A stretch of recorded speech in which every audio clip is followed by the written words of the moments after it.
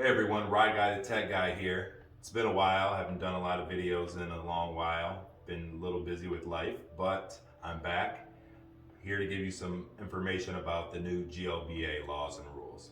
What is GLBA? The Gramm-Leach-Bliley Act, enacted by the FTC. I believe it was in 2021 when they enacted the law, and 2022 of December 9th was supposed to be the when the law was supposed to take effect. But I believe that just because of the fact that they did not get the word out as good as they had hoped, and not everybody was prepared, that they extended that to June 9th of 2023. Now, what that did is it changed the description of the financial institution.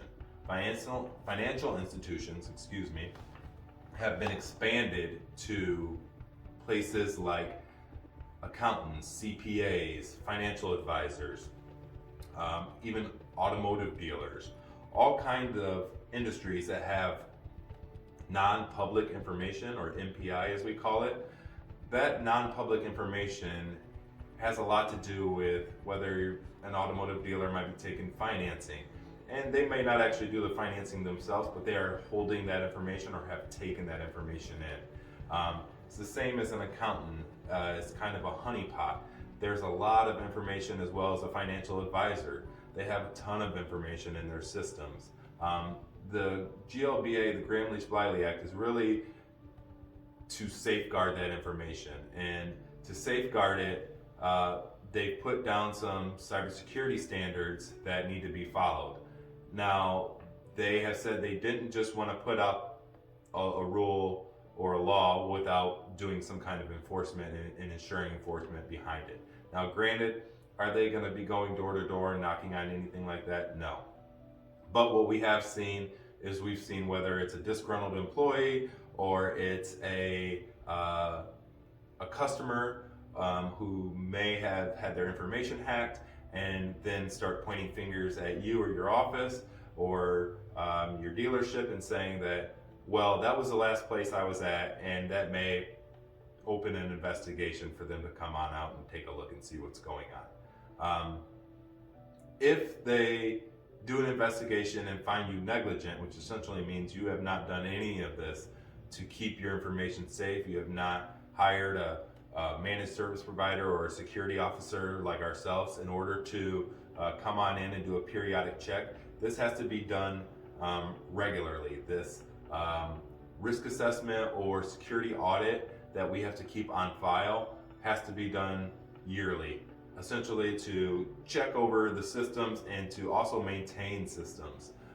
Maintaining the systems requires us to have our own professionals in the industry and well-versed with the law, as well as have our own policies and procedures that we would then enact and ensure that you have your own policies and procedures documented and on paper to say, hey, look, this is what we're doing, this is what we're trying, we're trying to get there. It does not mean you have to do all of this all at one time. It's not, oh, everything's going to be done in 1 month. It just goes to show that you are attempting to get yourself completely compliant, even though you may not be there.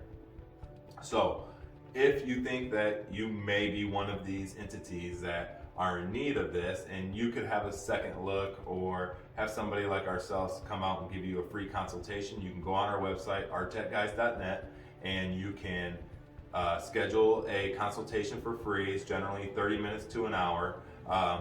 Pretty quick, pretty easy for me to do, or for our team to do, and come in and take a look. It's not too intrusive. I don't want to know too many details of information when we come in because we're not authorized and we're not going to break the law the first day we come in. So what we would look for is we just look for a lot of times just the simple things and kind of give you a timeline on how we can achieve some of these goals and start working towards them. The biggest one I've always noticed is the audit and analysis that nobody has on file. And I understand that this is a lot of new information for a lot of you out there, but it's a hurdle we can overcome very easy. Generally, the burden is more on us. I think the hardest thing for you guys to do is generally write the check. So I know money is tight these days, but trust me that our services are not expensive. We are very affordable.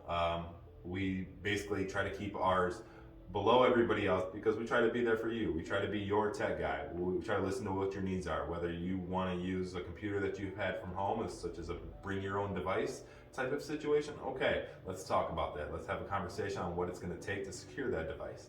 So 269-350-7227 is how you can get a hold of us on the phone. Go to the website, schedule a consultation there, or email us if you'd like and have more questions, support@ourtechguys.net. Ride Guy the Tech Guy, signing out.